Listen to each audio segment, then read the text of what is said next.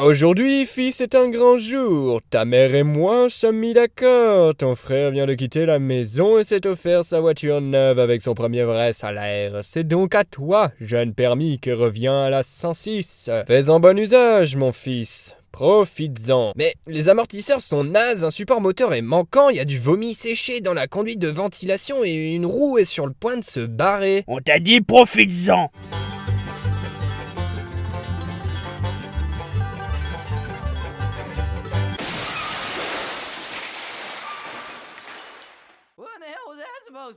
La Peugeot 106, peu importe sa phase, est le petit frère. Elle est le petit frère dont la gentillesse est abusée par le locataire qui l'a précédé dans l'utérus maternel. Elle représente celui à qui l'on promet des choses. Ok, je t'emmènerai au zoo, au cinéma, mais d'abord dis à maman que c'est toi qui as brûlé son canard de bain. Rentre dans le frigo, je te promets que je ferme pas, c'est pour une expérience. Accompagne-moi à la sortie du lycée, les filles ça adore les petits, tu pourras jouer à la 64. Tu peux me laisser ta chambre ce soir, il y a Sarah qui vient manger à la maison.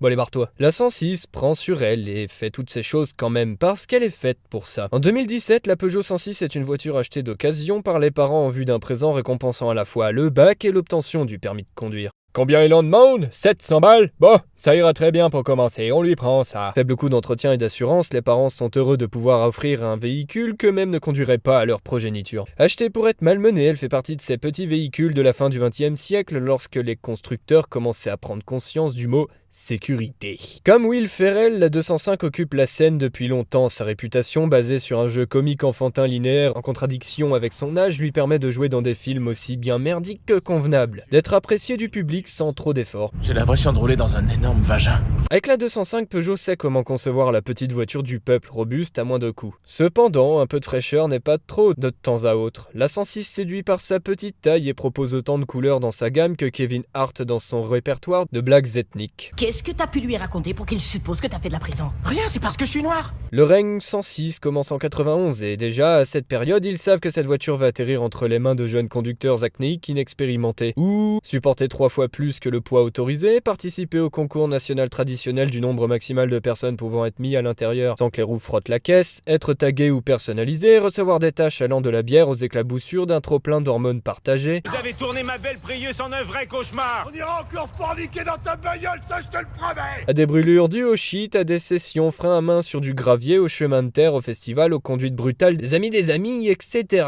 Peugeot 106, véhicule officiel du YOLO Teenager en transition vers le monde adulte. Il n'a que faire de savoir que sa voiture fait 1,4 litre 75 chevaux. Tout ce dont il a besoin, c'est de connaître la taille de son coffre pour lui permettre d'appliquer pour la première fois ce qu'il a appris à l'école. Alors, 215 litres de coffre, moins 8 packs de 42 bouteilles, c'est bon ça rentre. 113 Nm de couple. Ah, il a dit couple, ça veut dire que je peux ramener des gonzesses en masse. L'étiquette mentionnant 815 kg et 400 kg de charge maximale est là à titre purement indicatif. La malle de coffre sert à YOLO Teenager de panneau d'affichage pour exhiber aux gens qu'il ne connaît pas sa personnalité et ses aventures vécues. Regardez les 106 circuler dans la rue, un jeune au volant aura toujours, 9 fois sur 10, une 106 matraquée d'autocollants. Les seuls qui n'en ont pas, à part peut-être « Ne me suivez pas, je suis paumé » ou Foire la saucisse de nos cochons. sont conduites par des profs cinquantenaires grisonnants. 178 km/h de vitesse de pointe, YOLO Teenager n'en a rien à battre puisqu'il prend les petites routes pour ne pas payer les péages. De toute façon, cette voiture n'a pas assez de reprises pour doubler un camion. Pour YOLO Teenager, 4 places assises dans une 106 veut dire que l'on peut partir en vacances avec 6 personnes et leurs bagages. Il y en a juste un qui va dans le coffre. En 1971, les États-Unis atteignent leur pic de production de pétrole, entraînant automatiquement une pénurie. Les pays arabes découvrent qu'ils ont un chibre qu'ils peuvent agiter allègrement et l'OPEP là-bas sur le pays de l'oncle Sam. En France, Citroën en difficulté avec la crise pétrolière a de bonnes idées mais pas d'argent pour les réaliser. C'est alors que l'État force Peugeot, le riche bien portant, à acheter Citroën, le malheureux fauché, sans broncher, parce qu'il ne faudrait pas que les étrangers s'en emparent. La fusion s'effectue sans vaseline, engendrant un moment gênant comme le serait le silence après que Joseph, adolescent de 17 ans, ait ouvertement avoué son homosexualité pendant les bénédicités précédant le traditionnel repas familial de Noël. Pendant que le patriarche retranché dans la cuisine passe ses nerfs sur la dinde et qu'oncle sans filtre prend la petite Clara sur ses genoux pour lui expliquer « Ou alors ma petite, une pédale, c'est quelqu'un qui...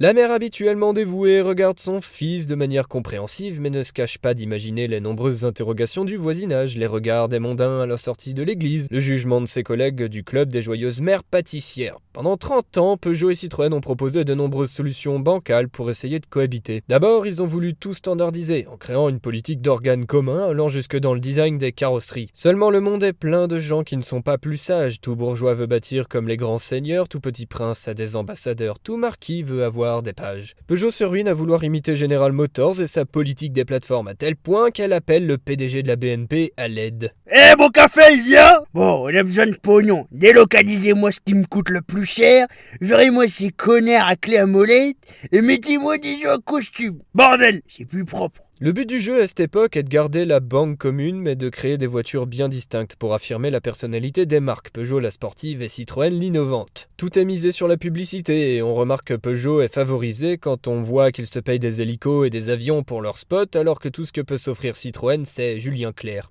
Mais cette stratégie est jugée un poil trop extrême si bien que les voitures produites se font concurrence dans le même camp et rebelote, la direction en tweed abdique laissant place au costume polyester. Peut-être que la solution c'est un peu de stratégie 1 mélangé avec un peu de la 2. On va tester, de toute façon je m'en tape, j'ai 10 ans de mandat à 1 million annuel. La 106 prend la relève de la 205, non dans la forme mais dans le fond.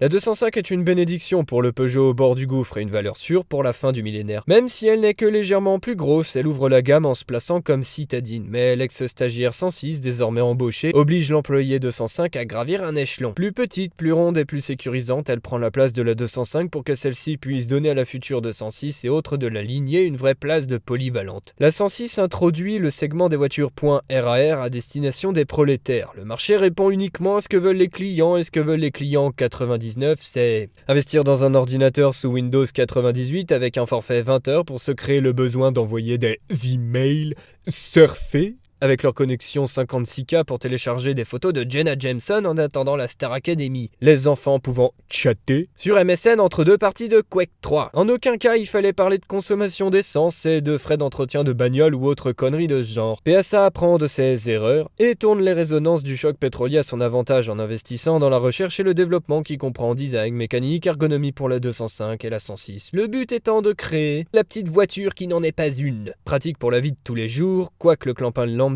décide de faire et où ils veulent faire. Une sorte d'outil multifonction, coloré et flashy pour les femmes, en série limitée et sportif pour les hommes. La 106 vise les femmes et les enfants d'abord. Dans l'esprit de PSA, la femme achète une 106 parce qu'elle sait qu'elle atterrira dans les mains de ses enfants plus tard. En attendant, elle peut profiter d'une voiture étudiée marketingement pour correspondre au mieux à son sexe, parce que le marketing et les études sociologiques de l'époque doivent sûrement conclure sur le fait qu'une fille, ça aime les plus les couleurs gnangnan et les formes mignonnes, alors que les garçons, ça aime le sport et le rouge. La 106 Zen est classable dans le milieu plus de la gamme grâce à des vitres électriques, une clim, une fermeture centralisée et un slogan aussi réfléchi que le contenu de la chaîne Énergie 12. Pourquoi choisir la 106 Phase 2 grâce à son positionnement? La 106 est amusante et performante, elle met l'accent sur l'innovation et le style pendant que la Twingo mise sur la personnalité et la praticité. Son slogan et son design la font basculer dans la case voiture pas comme les autres, voire voiture jouet. Davantage réservé à la ville qu'au road trip. Et la Clio avec son « elle a tout d'une grande » vise plus à l'utilitaire qu'au loisir. La 106 jouit donc d'une bonne place auprès des jeunes célibataires, en couple, jeunes parents, jeunes avec premier emploi. C'est une petite voiture à la fois pratique et diabolique. Pratique parce que le public juvénile comble son désir d'émancipation avec peu de moyens, mais diabolique car elle retient de la valeur. Il n'est pas rare que les vendeurs profitent de cet avantage pour vendre leurs épaves au prix fort. Blablabla, comme toutes les autres voitures. Oui, mais dans ce segment où 500 € font une grosse différence, il vaut mieux acheter un bas de gamme à une grand-mère, l'équiper d'un Pioneer et d'un caisson de basse plutôt que d'opter directement pour une Quicksilver de 150 000 km.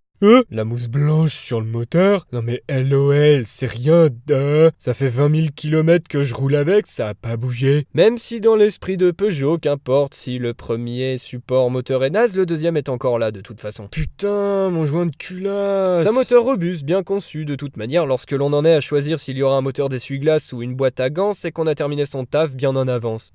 Et qu'on fait semblant de tripoter les boutons sur son clavier pour montrer qu'on mérite son salaire. Même si Peugeot l'a soigneusement conçu avec airbag, direction assistée et climatisation, tout le monde s'en balèque. Celui qui je l'achète d'occasion, C'est ça une Opel Corsa de toute façon. celui qui l'utilise, Elle sert pour aller au travail, c'est pas grave. Si il y a un pet, j'ai une voiture familiale. celui qui la vend. C'est robuste, ça peut encore servir. Le seul cas où cette voiture est parfaitement entretenue à l'état d'usine, c'est si elle s'égare entre les mains de grand-mère qui ne l'utilise que pour rendre visite à grand-père à la sortie du village et pour faire ses courses 2 fois par semaine. Et encore, dans ce cas, elle revient toujours aux enfants en héritage comme première voiture.